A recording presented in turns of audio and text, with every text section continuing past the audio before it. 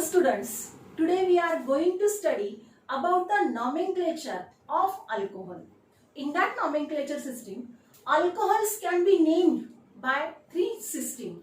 In that, the one is common name system. One is common name system. Second is called as the carbinol name system. And the third is the IUPAC name system. These are the three names by which alcohols can be named. We know that in the last video, we see that the alcohols are the organic compound which containing OH as a functional group. Now, for that alcohol, we have to name according to the common name system. In that, the first one, common name system.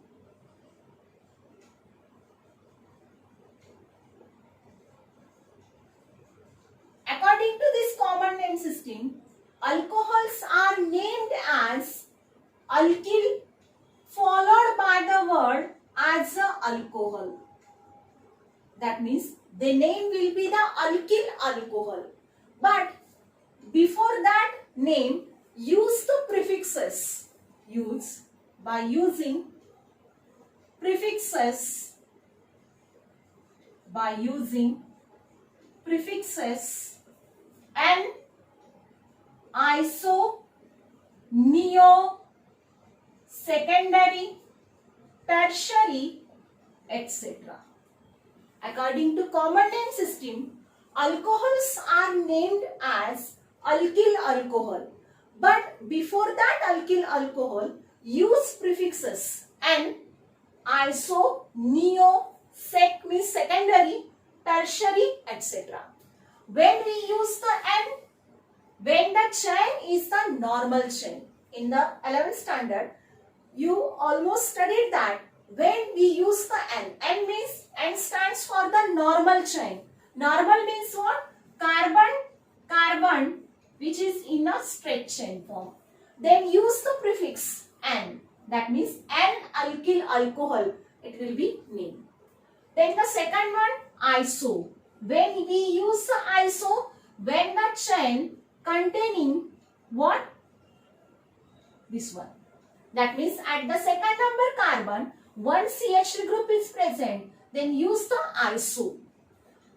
Then the next one is the neo. When we use the neo, that means the second number carbon containing two methyl group. Then use the prefixes as a neo. Then the third one is the secondary. Secondary means what? When the second number carbon, that means the secondary carbon. Secondary carbon is a carbon which is bonded to other two carbon and on which the OH group is present. Then we use the sec, that means secondary. Then the last one is the tertiary. When we use the tertiary as a prefix, that means at the tertiary carbon when the OH group is present. Now this carbon is the tertiary one because this carbon is directly bonded to the other three carbon atom. And on that carbon, OH group is, if it is present, then use the prefixes as a tertiary. T-E-R-T, that means it is called as the tertiary. Hence, these are the prefixes. That means here we take as an example first CH3OH. This is the first example. And for this, you have to name as a common name. Now, according to common name system, you have to name as a alkyl alcohol. Then here, which is the alkyl group here? CH3. This carbon containing, it contains the one carbon. Hence the name is what? Methyl. That means name will be the methyl alcohol. Name will be the methyl alcohol. Second example, CH3 CH2OH. Now here this compound containing two carbon atom, hence the alkyl is what? ethyl. Group is what? Alkyl, ethyl, and followed by the word as a alcohol. Third example, CH3, CH2, CH2OH. Now in this compound, 3 carbon atoms are present, and all these 3 carbon atoms, they are in a normal chain form in this way. Hence, use the prefixes as a N. Before that, yes, how many carbon atoms are present? 3 carbon atoms are present. That means the alkyl group is the propyl. Here, it will be the propyl alcohol. But before that, use the prefix as a N. That means N-propyl alcohol. It will be nil. Now the next example, CH3, CH3OH. Now this compound also containing 3 carbon atom. But see here, this carbon, second number carbon containing 1 CH3 group. That means it is in this way. And hence, use the prefix. This is the 3 carbon atom. Hence, the name will be the propyl. It will be the propyl. And followed by the word as a alcohol. But before that, use the prefixes. आता या example मध्ये तिन्ही carbon item हे straight chain form मध्ये होते. म्हणजे chain ही normal होती तेव्हा आपण प्रिफिक्स यूज केलं एन. आता यामध्ये 3 कार्बनची चेन आहे, परंतु यामध्ये सेकंड नंबरच्या कार्बनवर एक CH3 ग्रुप प्रेझेंट आहे. म्हणजे त्यामध्ये तुम्ही प्रिफिक्स यूज करणार आयसो. आयसो कधी यूज करायचंय? जेव्हा सेकंड नंबरच्या कार्बनवर एक CH3 ग्रुप प्रेझेंट जर असेल तर तेव्हा तुम्हाला प्रिफिक्स यूज करायचंय iso. That means here it is the iso. म्हणजे यामध्ये या कंपाऊंडचं नेम असेल आयसोप्रोपाइल अल्कोहोल. या 2 एक्झाम्पल मध्ये फरक काय आहे तो लक्षात घ्या. इथे 3 कार्बनची चेन ही स्ट्रेट चेन आहे, म्हणून एन आपण नॉर्मल साठी एन स्मॉल एन यूज केलं. एन प्रोपाइल अल्कोहोल हे त्याचं नेम असेल. परंतु जर 3 कार्बन मध्ये या सेकंड नंबरच्या कार्बनवर जर एक CH3 ग्रुप प्रेझेंट जर असेल तर तेव्हा तुम्हाला प्रिफिक्स यूज करायचा आहे आयसो. किंवा आता पहा, हा जो कार्बनच्या कार्बनवर OH ग्रुप प्रेझेंट आहे, हा कार्बन डायरेक्टली या 2 कार्बन ॲटमला अटॅच आहे. म्हणजे या कार्बनचं नेचर सेकंडरी सुद्धा होऊ शकतं. म्हणजे याचा नेम तुम्ही सेकंडरी प्रोपाइल अल्कोहोल जरी म्हटलं तरी सुद्धा त्या ठिकाणी ते करेक्ट असेल. Next one, CH3, CH3, CH3, CH2, CH2OH. आता यामध्ये या कंपाऊंडचं तुम्हाला कॉमन नेम द्यायचं आहे. मग त्या कॉमन नेम सिस्टीम नुसार सर्व कार्बन ॲटम्स काउंट करा. 1 2 3 4 5 आणि 6 कार्बन ॲटम्स आहेत. 6 कार्बन ॲटम म्हणजे तो हेक्साइल ग्रुप झाला. त्याचा अल्किल नेम काय असेल? 6 म्हणजे हेक्सिल अल्कोहोल. परंतु यामध्ये इथे लक्षात घ्या की सेकंड नंबरच्या कार्बनवर 2 CH3 ग्रुप प्रेझेंट आहे. एक CH3 आणि खालचा एक CH3. म्हणजे 2 CH3 ग्रुप जेव्हा प्रेझेंट असतील तेव्हा यामध्ये लक्षात घ्या या टाइपचा तो कार्बन आहे. आणि अशा प्रकारे सेकंड नंबरच्या कार्बनवर 2 CH3 ग्रुप जर प्रेझेंट असेल तेव्हा तुम्हाला प्रिफिक्स यूज करायचा आहे निओ. म्हणजे टोटल कार्बन ॲटम्स हे 6 आहेत म्हणून तो हेक्सिल झाला. Followed by the word as a alcohol. आणि त्याच्या पूर्वी तुम्हाला यामध्ये प्रिफिक्स यूज करायचा आहे निओ. म्हणजे तो निओ हेक्सिल अल्कोहोल हे त्याचं त्या ठिकाणी नेम असेल. त्यानंतर नेक्स्ट एक्झाम्पल,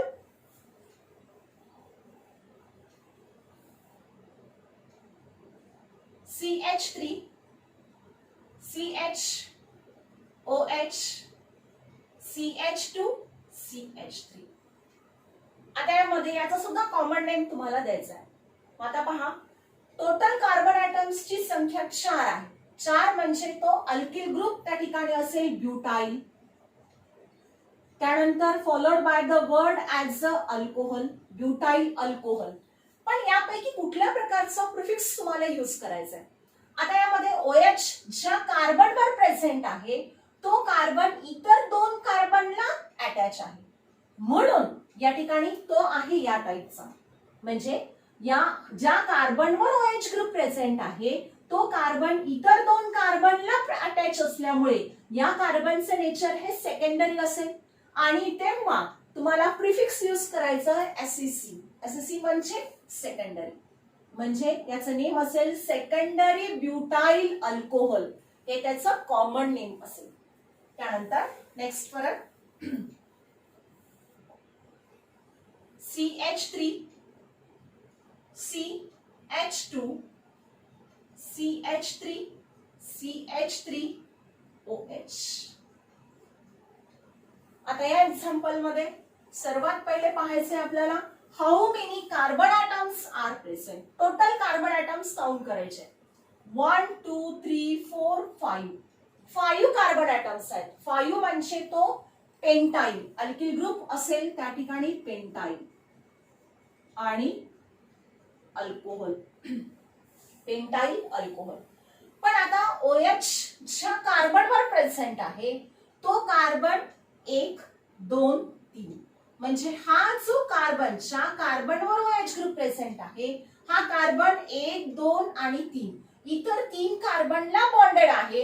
व इतर 3 कार्बनला जर तो कार्बन बॉन्डेड असेल तेव्हा तुम्हाला प्रिफिक्स यूज करायचा आहे टर्शरी.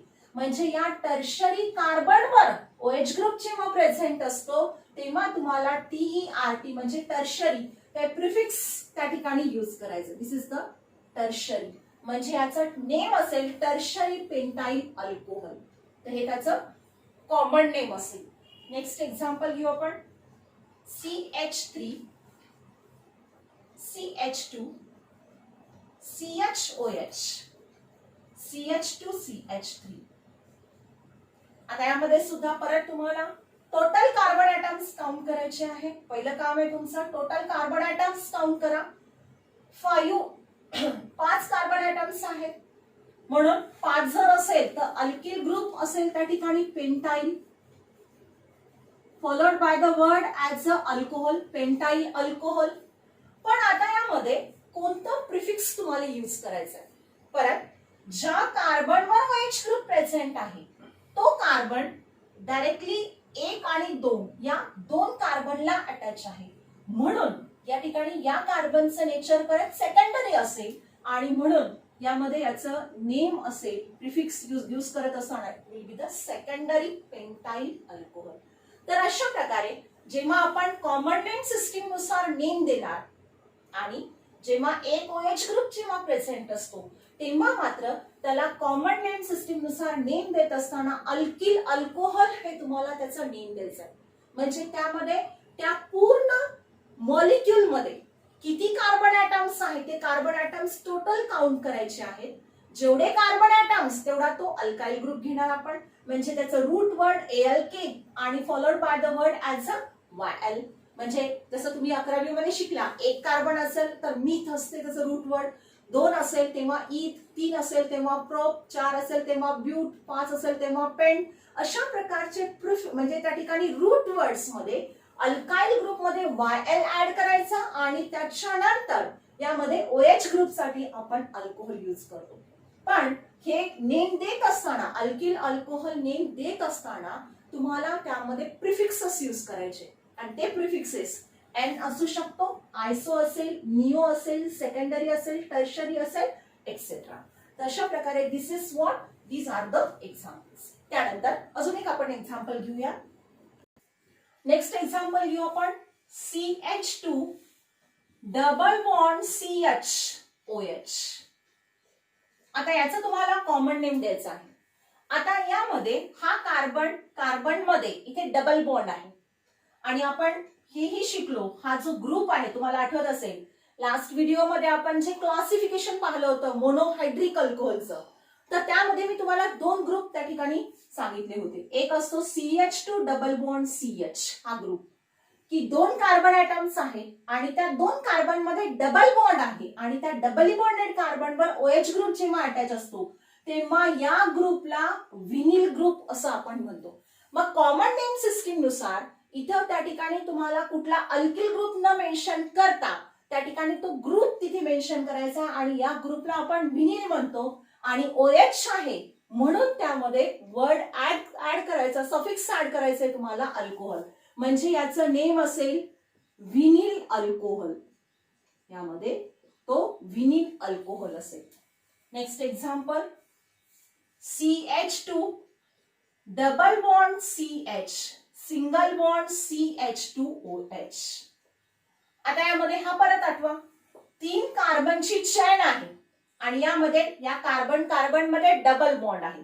परत तो ग्रुप आठवा, CH2 double bond CH single bond CH2. हा जो ग्रुप आहे या ग्रुपला आपण नेम दिलं होतं, it is the allyl group.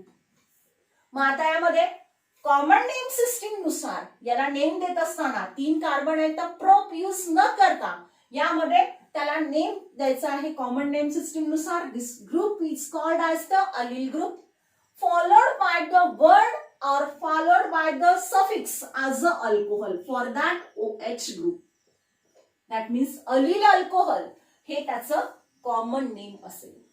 त्यानंतर नेक्स्ट घेऊ आपण CH2OH.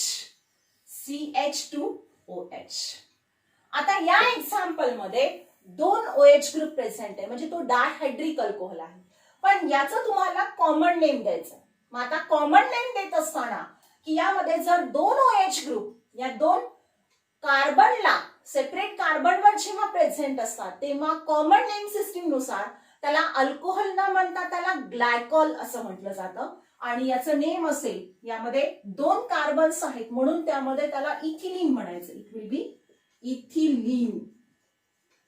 आणि followed by the word as a 2 OH group जेव्हा असतात तेव्हा अल्कोहोल न म्हणता त्याला ग्लायकॉल म्हणायचंय आणि त्याचं नेम असेल इथिलीन ग्लायकॉल. अशा प्रकारे त्याचा कॉमन नेम असेल. Next example, CH2OH CHOH CH2OH.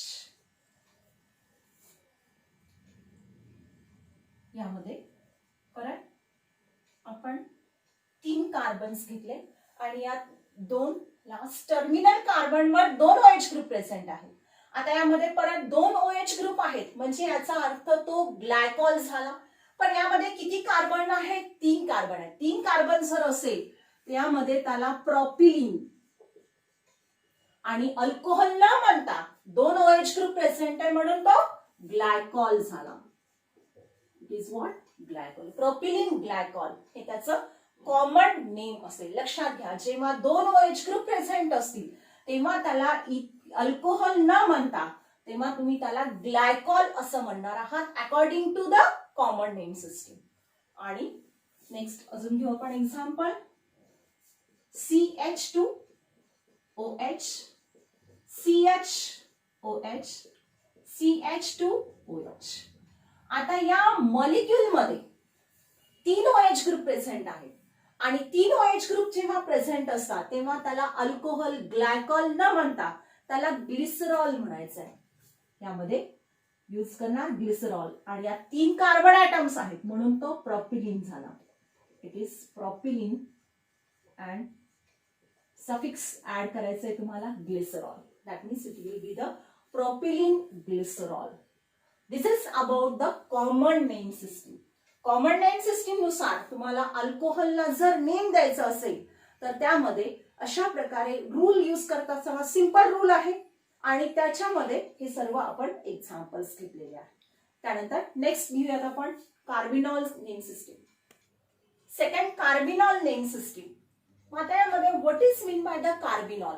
Carbinol means derivative of methyl alcohol. It's called as the carbinol. Derivative of